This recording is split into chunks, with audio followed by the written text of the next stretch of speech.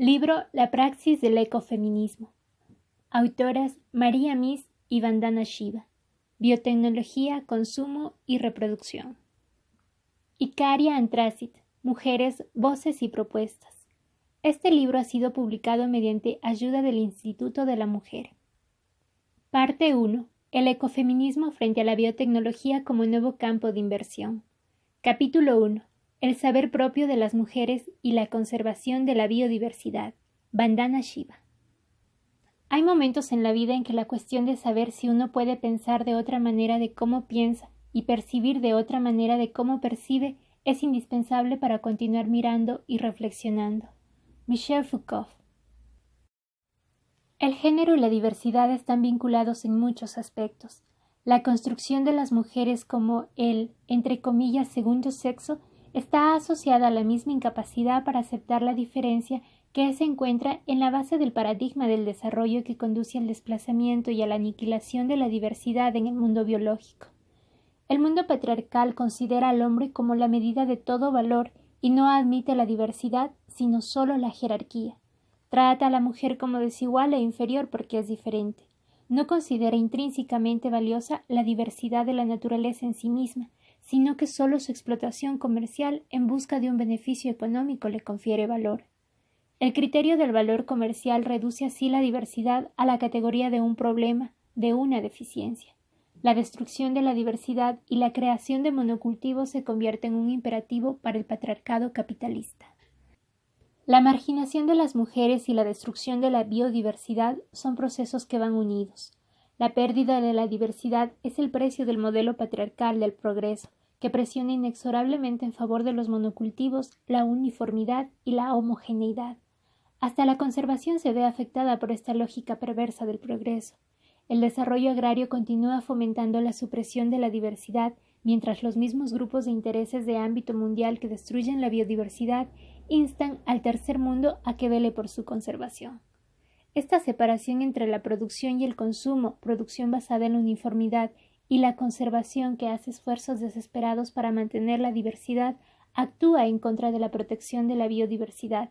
Solo será posible protegerla si se adopta la diversidad como base, como fundamento y principio lógico de la tecnología y la economía productivas. La mejor manera de entender la lógica de la diversidad es a partir de la biodiversidad y de la vinculación que con ésta mantienen las mujeres. Esto permite contemplar las estructuras dominantes desde abajo, desde el ámbito de la diversidad, donde queda de manifiesto que los monocultivos son improductivos y que los conocimientos en los que se basan, lejos de ser refinados, son primitivos. La diversidad está en muchos aspectos en la base de la política de las mujeres y de la política ecológica. La política de género es en gran parte una política de la diferencia. La ecopolítica se basa asimismo en la variedad y las diferencias de la naturaleza, en contraposición a la uniformidad y homogeneidad de las mercancías y los procesos industriales. Esas dos políticas de la diversidad convergen cuando las mujeres y la biodiversidad entran en contacto en los campos y los bosques, en las regiones áridas y las zonas de humedales. La diversidad como conocimiento especializado de las mujeres. La diversidad es el principio que da forma al trabajo y a los conocimientos de las mujeres. Por esto, el cálculo patriarcal no las toma en consideración. Sin embargo, a la vez también es la matriz a partir de la cual es posible realizar un cálculo alternativo de la productividad y de las habilidades específicas que respete la diversidad en lugar de destruirla. Las economías de muchas comunidades del tercer mundo dependen de los recursos biológicos para asegurar su sustento y bienestar. En dichas sociedades, la biodiversidad es a la vez un medio de producción y un objeto de consumo. La supervivencia y la sostenibilidad de su modo de subsistencia dependen en última instancia de la conservación y el uso sostenible de los recursos biológicos en toda su diversidad. Las tecnologías basadas en la biodiversidad propias de las sociedades tribales y campesinas se consideran, no obstante, atrasadas y primitivas, y por consiguiente se las reemplaza por tecnologías avanzadas que destruyen tanto la diversidad como los medios de subsistencia de sus gentes. Existe en general la falsa idea de que los sistemas de producción basados en la diversidad son poco productivos. Sin embargo, la elevada productividad de los sistemas uniformes y homogéneos es una categoría contextual y construida teóricamente, que solo toma en consideración los rendimientos y la producción concebidos de manera unidimensional. La supuesta baja productividad de los primeros sistemas frente a la supuesta alta productividad de los segundos no expresan, por lo tanto, una medida neutral y científica, sino una evaluación sesgada en favor de los intereses comerciales para los cuales la maximización de la producción concebida en términos unidimensionales es un imperativo económico. La uniformidad de los cultivos sobaca, empero, la diversidad de los sistemas biológicos que componen el sistema de producción y también el modo de subsistencia de las personas cuyo trabajo está asociado a unos sistemas de explotación forestal, agrícola y ganadera diversificadas y de usos múltiples. Por ejemplo, en el estado de Kerala, en la India, cuyo nombre procede del de la palmera cocotera, el cultivo del coco se realiza mediante un sistema múltiple e intensivo, combinando con el de betel, pimientos, plátanos, tapioca, casia fistula, papaya, artocarpus, integrifolia, mango y verduras. Un monocultivo de cocoteros requiere 157 jornadas de trabajo anuales por hectárea, mientras que un sistema mixto exige 960 jornadas de trabajo anuales por hectárea. 157 versus 960. En los sistemas de secano del Deccan, el abandono del cultivo mixto de mijo, legumbres y semillas oleaginosas en favor del monocultivo de eucaliptos supuso una pérdida de empleo equivalente a 250 jornadas de trabajo anuales por hectárea. Cuando la mano de obra es escasa y cara, las tecnologías que desplazan el uso de trabajo resultan productivas y eficientes, pero cuando la mano de obra es abundante, el desplazamiento de la fuerza de trabajo es improductivo, ya que genera pobreza, desposeimiento y destrucción del modo de subsistencia. En el contexto del tercer mundo, la sostenibilidad se tiene que garantizar, por lo tanto, simultáneamente en dos planos: sostenibilidad de los recursos naturales y sostenibilidad del modo de subsistencia. La conservación de la biodiversidad debe ir unida, por consiguiente, a la conservación de los modos de subsistencia basados en la misma. El trabajo y los conocimientos de las mujeres son de una importancia central para la conservación y el uso de la biodiversidad, debido a que ellas trabajan a caballo entre diferentes sectores y realizan habitualmente una multiplicidad de tareas. Las mujeres en su calidad de agricultoras han permanecido relegadas a la invisibilidad a pesar de su aportación. Los economistas tienden a no tomar en consideración el trabajo de las mujeres en el ámbito de la producción, porque queda fuera de la supuesta demarcación de este ámbito. Estas omisiones no se deben a que el número de mujeres que trabajan sea muy reducido, sino al hecho de que demasiadas mujeres realizan una gran cantidad de trabajo en tareas harto variadas. Quienes realizan las estadísticas e investigaciones sufren de una incapacidad conceptual para definir el trabajo de las mujeres dentro y fuera del hogar, y la agricultura se inscribe habitualmente en ambos ámbitos. El problema de la identificación de qué es y qué no es trabajo se ve exacerbado por el enorme volumen y diversidad del trabajo que realizan las mujeres. También está relacionado con el hecho de que, si bien las mujeres trabajan para mantener a sus familias y comunidades, la mayor parte de lo que hacen no tiene una contrapartida salarial. Su trabajo también es invisible porque están concentradas fuera del ámbito del trabajo de mercado o remunerado, y porque habitualmente realizan una multiplicidad de tareas. Los estudios sobre uso del tiempo, que no parten de una definición previa de qué se entiende por trabajo, reflejan con mayor fidelidad la multiplicidad de tareas realizadas y la entrada y salida estacional o incluso cotidiana de la fuerza de trabajo, en el sentido convencional, que es característica de la estrategia de subsistencia de la mayoría de mujeres rurales. Últimamente se han publicado estudios desde una perspectiva de género que confirman que las mujeres son importantes productoras de alimentos en la India, tanto por el valor y volumen de su producción como por el número de horas trabajadas.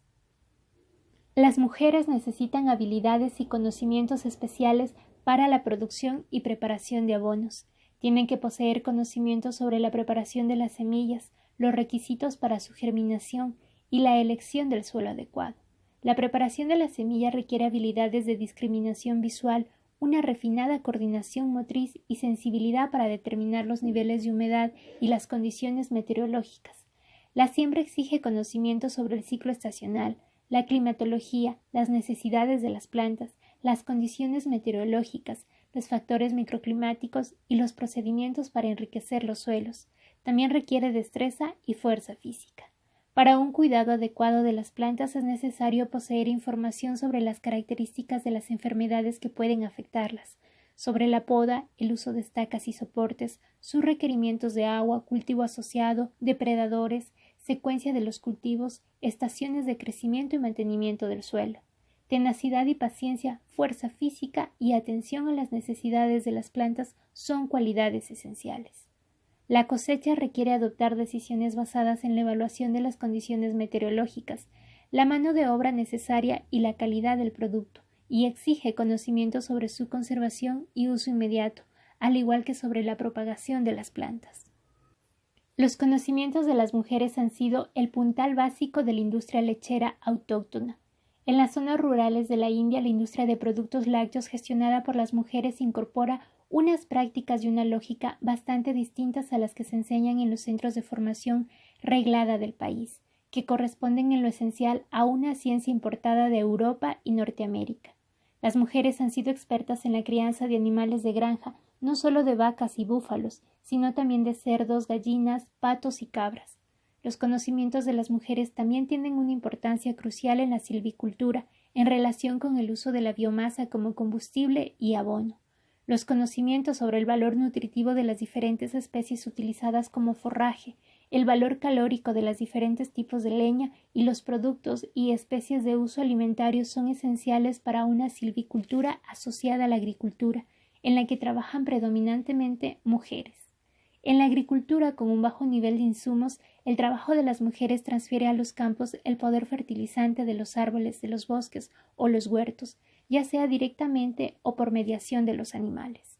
La aplicación del trabajo y los conocimientos de las mujeres a la agricultura destaca de manera singular en los espacios intermedios, en los intersticios entre los sectores, en los flujos ecológicos invisibles entre sectores. Y en unas condiciones de escasez de recursos, la estabilidad ecológica, la sostenibilidad y la productividad se mantienen a través de estos nexos. La invisibilidad del trabajo y los conocimientos de las mujeres tienen su origen en un sesgo de género que impide una evaluación realista de sus aportaciones. También tiene sus raíces en el enfoque sectorial fragmentado y reduccionista del desarrollo, que trata a los bosques, el ganado y los cultivos como parcelas independientes entre sí. La Revolución Verde ha centrado su interés en el incremento del rendimiento del grano de los cultivos de arroz y de trigo mediante técnicas como el uso de plantas enanas, el monocultivo y la multiplicidad de cosechas. Para una agricultora india, el arroz no es solo un alimento, sino también una fuente de forraje para el ganado y de paja para techar. Las variedades de alto rendimiento pueden incrementar el trabajo de las mujeres. La sustitución de las variedades locales y de las estrategias autóctonas de mejora de las cosechas puede arrebatarles además el control sobre las semillas y los recursos genéticos. Las mujeres han sido las guardianas de las semillas desde tiempos inmemoriales y cualquier estrategia encaminada a mejorar las cosechas debería apoyarse en sus conocimientos y habilidades. Las mujeres como guardianas de la biodiversidad. En la mayoría de las culturas las mujeres han sido las guardianas de la biodiversidad. Ellas producen, reproducen, consumen y conservan la biodiversidad en la práctica de la agricultura. Sin embargo, al igual que todos los demás aspectos de su trabajo y su saber, la contribución de las mujeres al desarrollo y la conservación de la biodiversidad se ha presentado como un no trabajo y un no conocimiento. Su trabajo y sus conocimientos expertos se han definido como parte de la naturaleza, a pesar de que están basados en prácticas culturales y científicas complejas. La conservación de la biodiversidad, tal como la practican las mujeres, difiere no obstante de la concepción patriarcal dominante. La reciente preocupación por la biodiversidad a escala mundial ha surgido como resultado de la erosión de la diversidad debido a la expansión de la producción agrícola a gran escala, basada en los monocultivos y la vulnerabilidad que conlleva. Aún así, la fragmentación de los sistemas de explotación agrícola que acompaña a la expansión de los monocultivos sigue siendo el paradigma por el que se rigen los esfuerzos para conservar la biodiversidad. Se considera aisladamente cada uno de los elementos del ecosistema agrícola y la conservación de la diversidad se concibe como un ejercicio aritmético de cómputo de variedades. En el contexto indio tradicional, la biodiversidad se concibe, por el contrario, como una categoría relacional en el marco de la cual las características y el valor de cada elemento vienen dadas por su relación con los demás elementos. La biodiversidad está inserta en un marco ecológico y cultural. La diversidad se reproduce y conserva a través de la reproducción y la conservación de los cultivos mediante festividades y rituales que, además de celebrar la renovación de la vida, también son el marco en el que realizan sutiles pruebas con vistas a la selección y propagación de las semillas. La concepción dominante a escala mundial considera que estas pruebas no son científicas porque no tienen su origen en el laboratorio y en conjeturas experimentales, sino que forman parte de la concepción global del mundo y el estilo de vida de las gentes, y quienes las realizan son las aldeanas y no hombres con batas blancas. Sin embargo, son pruebas sistemáticamente fiables, puesto que por este medio se ha mantenido la diversidad biológica en la agricultura. Las mujeres conservan las semillas y conservan la diversidad, y por consiguiente también conservan el equilibrio y la armonía. El símbolo de esta renovación de la diversidad y del equilibrio no solo del mundo vegetal, sino también del planeta y del mundo social es el Navdanya, o conjunto de 9 semillas. Esta compleja red de relaciones es la que confiere sentido a la biodiversidad en la cultura india y ha sido el fundamento de su conservación durante milenios. Lo sagrado como categoría conservacionista. En el contexto autóctono, el elemento de lo sagrado es una parte importante de la conservación. Este engloba el valor intrínseco de la biodiversidad. Lo sagrado denota una relación entre la parte y el todo, una relación que reconoce y protege la integridad. Las semillas profanas violan la integridad de los ciclos y los nexos ecológicos y fragmentan los ecosistemas agrícolas y las relaciones que garantizan una producción sostenible en todos los aspectos siguientes. Primero, las semillas sagradas se consideran como un microcosmos del macrocosmos y el Navdanya simboliza el Navagraha. Las influencias de los planetas y del clima se consideran esenciales para la productividad de las plantas. En contraste, las variedades de alto rendimiento rompen toda vinculación con los ciclos climáticos estacionales y cósmicos. La multiplicidad de cosechas y la insensibilidad a la luz son dos aspectos importantes que separan a las semillas de alto rendimiento de la influencia climática y de los planetas. La libertad con respecto a los ciclos estacionales se basa, sin embargo, en la dependencia de grandes embalses y del riego intensivo. Segundo, la diversidad de las semillas y el equilibrio nutritivo van unidos. Los monocultivos de variedades de alto rendimiento también son causa de deficiencias y desequilibrios en la nutrición. Se sacrifica el cultivo de legumbres y semillas oleaginosas con objeto de incrementar la producción comercial de cereales. Tercero, la diversidad de los cultivos es esencial para mantener la fertilidad del suelo.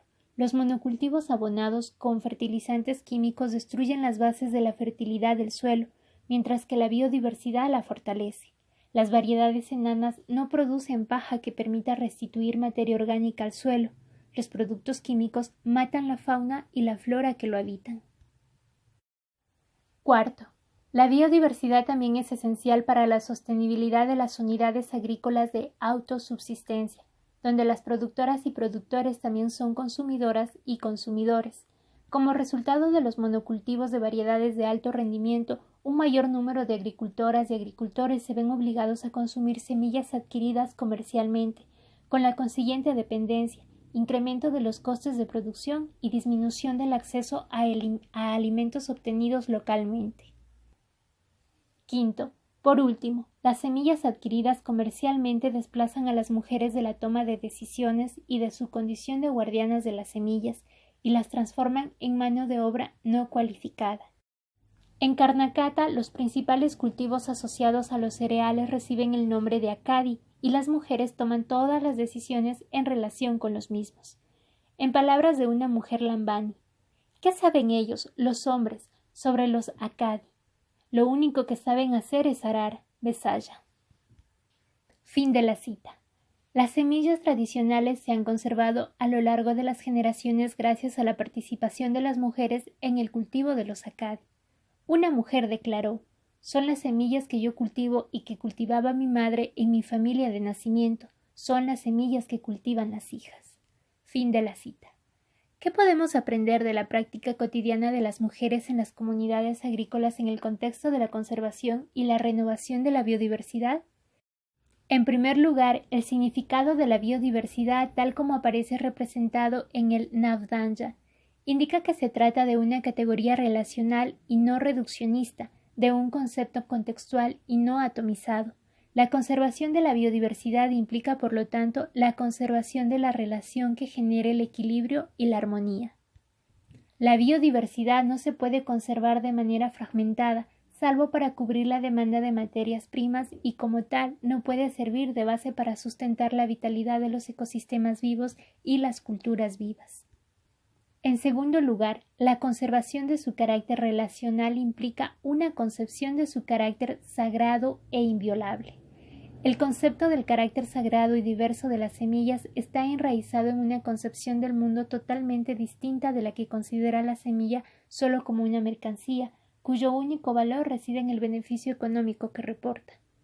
En tercer lugar, el autoabastecimiento que caracteriza a la mayoría de los sistemas agrícolas sostenibles implica un ciclo cerrado de producción y consumo. La ciencia económica dominante es incapaz de tomar en consideración este autoabastecimiento, ya que solo contabiliza como producción aquella en la que el productor y el consumidor son distintos, o sea que solo considera como producción la producción de mercancías y define la producción de subsistencia como trabajo no productivo. Este es el planteamiento que no considera trabajo la pesada carga de las tareas que realizan las mujeres. Lamentablemente también es el marco que da forma a las estrategias dominantes en favor de la conservación de la biodiversidad. Por consiguiente, a pesar de que los recursos biológicos tienen valor social, ético, cultural y económico, para atraer la atención de quienes adoptan las decisiones desde los gobiernos es preciso demostrar su valor económico. Se han establecido 3 categorías de valor económico de los recursos biológicos, a saber: 1. Valor de consumo. El valor de los productos que se consumen directamente sin pasar por el mercado, como leña, forraje y caza.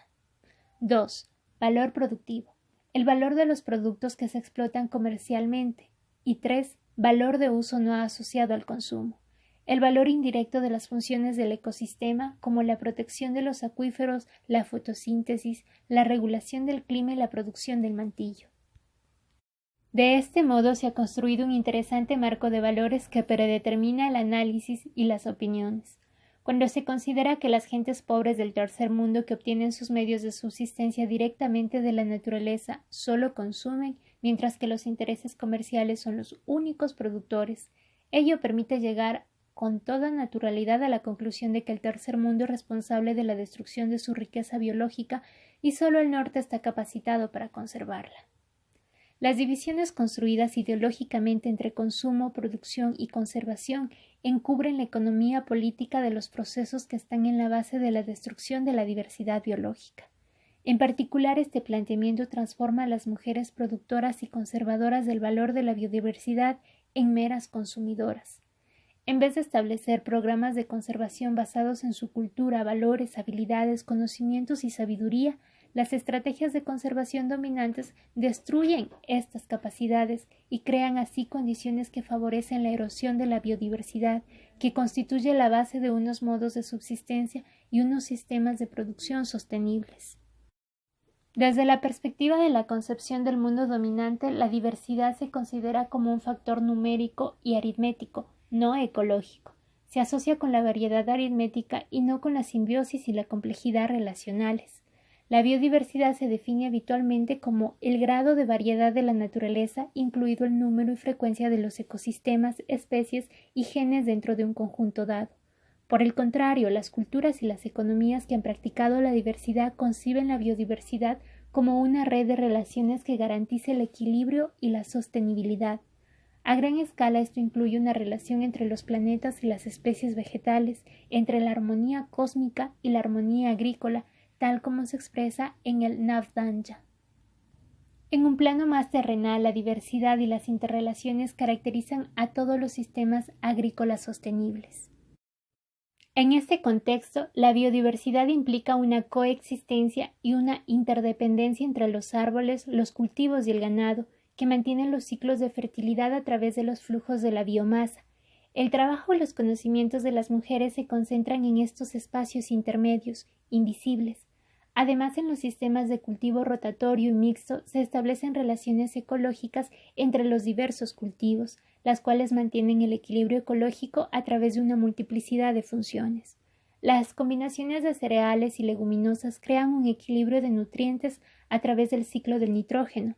Los cultivos mixtos mantienen un equilibrio entre las plagas y sus depredadores que permiten controlarlas sin recurrir a productos químicos o a la ingeniería genética.